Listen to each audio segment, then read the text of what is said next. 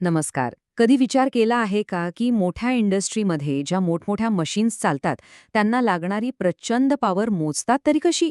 आज आपण याच थ्री फेज पॉवर मोजमापाबद्दल सगळं काही सोप्या भाषेत समजून घेणार आहोत. आता बघा, आपल्या घरात जी वीज येते ती आपण वापरतो.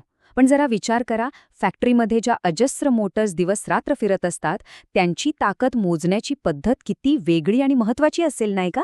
चला, आज याच प्रश्नाचं उत्तर शोधूया. घरात आपण जी वीज वापरतो तिला म्हणतात सिंगल फेज पॉवर, पण इंडस्ट्रीमध्ये लागते थ्री फेज पॉवर. आणि या दोन्हींमध्ये ना जमीन अस्मानाचा फरक आहे. घरातली उपकरणं कमी पॉवरवर आरामात चालतात, पण इंडस्ट्रीतल्या मोठ्या मशीन्सना सतत, स्थिर आणि जास्त शक्तिशाली पॉवर लागते, आणि ती फक्त थ्री फेज पॉवरच देऊ शकते. चला तर मग बघूया, आज आपण काय काय शिकणार आहोत. सगळ्यात आधी थ्री फेज पॉवरची ओळख करून घेऊ, मग पॉवरचे प्रकार आणि कनेक्शन्स बघू. त्यानंतर पॉवर मोजायच्या पद्धती, एक सोपं उदाहरण, आणि हो, सगळ्यात महत्त्वाचं म्हणजे आधुनिक टेक्नॉलॉजी आणि सेफ्टी. चला सुरू करूया. चला तर मग थेट आपल्या पहिल्या मुद्द्याकडे जाऊया. कोणतीही गोष्ट मोजायच्या आधी ती जोडलेली कशी आहे हे समजून घ्यावं लागतं, आणि याची सुरुवात होते सर्किट कनेक्शन्सपासून. तर थ्री फेज सिस्टीममध्ये ना दोन मुख्य प्रकारची कनेक्शन्स असतात. एक म्हणजे स्टार आणि दुसरं म्हणजे डेल्टा. स्टार कनेक्शनमध्ये एक न्यूट्रल पॉइंट असतो. आता याचा फायदा काय? तर समजा लोड बॅलन्स नसेल तरी हा न्यूट्रल पॉइंट सिस्टमला स्थिर ठेवतो. या उलट डेल्टा कनेक्शनमध्ये न्यूट्रल वायर नसते, आणि याचा वापर मुख्यतः मोठ्या मोटर्स आणि पॉवर ट्रान्समिशनमध्ये केला जातो. बरं, कनेक्शन्स तर कळले, पण या सर्किटमधून जी पॉवर वाहते तिचे पण वेगवेगळे प्रकार असतात. आता ते कोणते आहेत ते पाहूया. हे समजायला खूप सोपं आहे. चला एक मस्त उदाहरण घेऊया. समजा आपल्याकडे एक चिप्सचं पॅकेट आहे. जसं त्या पॅकेटमध्ये फक्त चिप्स नसतात, तसंच सर्किटमध्ये फक्त एकाच प्रकारची पॉवर नसते. पहिला प्रकार आहे ॲक्टिव्ह पॉवर. ही आहे आपली कामाची पॉवर, म्हणजे खरी पॉवर, जी मोटर फिरवण्यासारखं प्रत्यक्ष काम करते. आपल्या उदाहरणातले हे आहेत पॅकेटमधले खरे चिप्स, आणि याला मोजतात वॉट्समध्ये. दुसरा प्रकार आहे रिॲक्टिव्ह पॉवर. ही पॉवर प्रत्यक्ष काम करत नाही, पण मोटरमध्ये मॅग्नेटिक फील्ड तयार करण्यासाठी खूप गरजेची असते. म्हणजे आपल्या उदाहरणातली पॅकेटमधली हवा, जी गरजेची आहे पण तिच्याने पोट नाही भरत, याला मोजतात VAR मध्ये. आणि मग येते तिसरी, ॲपरंट पॉवर. म्हणजे काय? सोपं आहे. ॲक्टिव्ह आणि रिॲक्टिव्ह पॉवर मिळून तयार झालेली एकूण पॉवर, म्हणजेच चिप्स अधिक हवा, आपलं अख्खं पॅकेट, आणि याला मोजतात VA मध्ये. तर या तिन्हीपैकी आपल्याला मोजायची असते ॲक्टिव्ह पॉवर, म्हणजे खरं काम करणारी पॉवर. आणि त्यासाठी हे सूत्र सगळ्यात महत्त्वाचं आहे. P बरोबर √3 गुणिले VL गुणिले IL गुणिले cos phi. इथे VL म्हणजे लाईन व्होल्टेज, IL म्हणजे लाईन करंट, आणि cos phi म्हणजे पॉवर फॅक्टर, जो सांगतो की एकूण पॉवरपैकी किती पॉवर खरंच कामाला येते. ठीक आहे, आता पॉवरचे प्रकार आणि सूत्र तर आपल्याला कळलं, पण खरा प्रश्न हा आहे की ही पॉवर प्रत्यक्ष मोजायची कशी? जसं प्रत्येक कामासाठी एक वेगळं हत्यार असतं, तसेच इथेही वेगवेगळ्या परिस्थितीसाठी वेगवेगळ्या पद्धती आहेत. पॉवर मोजायच्या मुख्य 3 पद्धती आहेत. पहिली, 1 वॉटमीटर पद्धत. ही फक्त बॅलन्स लोडसाठी वापरतात, जे खरं तर कमी वेळा असतं.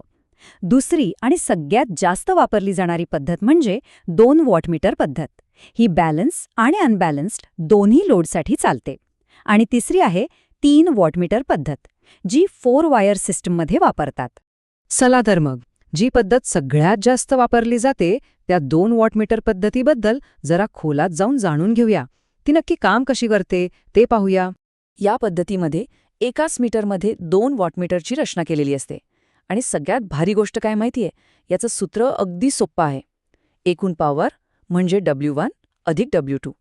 म्हणजेच काय, तर दोन्ही मीटरच्या रीडिंगची फक्त बेरीज करायची. चला एक छोटंसं उदाहरण बघू, म्हणजे हा मुद्दा अगदी पक्का होऊन जाईल. समजा एका 3 फेज सर्किटची पॉवर आपण 2 वॉटमीटर पद्धतीने मोजत आहोत. आता आपल्याला काय माहिती दिली आहे? तर पहिल्या मीटरचं रीडिंग आहे 400 वॅट्स आणि दुसऱ्या मीटरचं रीडिंग आहे 200 वॅट्स. मग आता काय करायचं? अगदी बरोबर, आपलं ते सोपं सूत्र वापरायचं. टोटल पॉवर म्हणजे W1 अधिक W2, म्हणजेच 400 वॅट्स अधिक 200 वॅट्स. आणि उत्तर आलं 600 वॅट्स, म्हणजेच 0.6 किलोवॅट पाहिलं किती सरळ आणि सोपं आहे हे? आत्तापर्यंत आपण पाहिलं ते अॅनालॉग मीटर्सबद्दल होतं. पण आजच्या काळात सगळं डिजिटल झालंय, नाही का? तर चला बघूया आधुनिक मीटर्सबद्दल आणि हो, सगळ्यात महत्त्वाचं सेफ्टीबद्दल. आजकाल इंडस्ट्रीमध्ये अशा डिजिटल वॉटमीटर्सचा वापर होतो. याच्या आत एक मायक्रो कंट्रोलर असतो, जो एका सेकंदात हजारो वेळा व्होल्टेज आणि करंटची नोंद घेतो आणि आपल्याला डिस्प्लेवर एकदम अचूक रीडिंग दाखवतो. यामुळे काम खूप सोपं आणि अचूक होतं. आणि आता सगळ्यात महत्त्वाचा मुद्दा, सुरक्षितता. लक्षात ठेवा, सेफ्टी फर्स्ट. कोणतंही इलेक्ट्रिकल काम करताना कनेक्शन्स घट्ट आहेत का ते तपासा, पोलॅरिटी बरोबर ठेवा आणि नेहमी इन्सुलेटेड टूल्स, सेफ्टी ग्लोव्ज आणि बूट्स वापरा. यात अजिबात हयगय करायची नाही. ठीक आहे, तर आज आपण बऱ्याच महत्त्वाच्या गोष्टी शिकलो. चला तर मग एकदा पटकन सगळ्या मुद्द्यांवर नजर टाकूया. हा तक्ता बघा. यात सिंगल फेज आणि 3 फेजमधला फरक अगदी स्पष्ट दिसतो. एकीकडे आहे सिंगल फेज, जे आपण घरात वापरतो, 2 वायर्स, कमी व्होल्टेज. आणि दुसरीकडे आहे 3 फेज, इंडस्ट्रीसाठी जास्त व्होल्टेज आणि मोजमापाची पद्धतही वेगळी. जाता जाता हे 3 महत्त्वाचे मुद्दे पुन्हा एकदा लक्षात घेऊया. पॉवर मोजण्याचं मुख्य सूत्र, सगळ्यात जास्त वापरली जाणारी 2 वॉट मीटर पद्धत आणि आधुनिक डिजिटल मीटर्सचं महत्त्व, हे नक्की लक्षात ठेवा. चला आता बघूया आजचं सगळं किती लक्षात राहिले.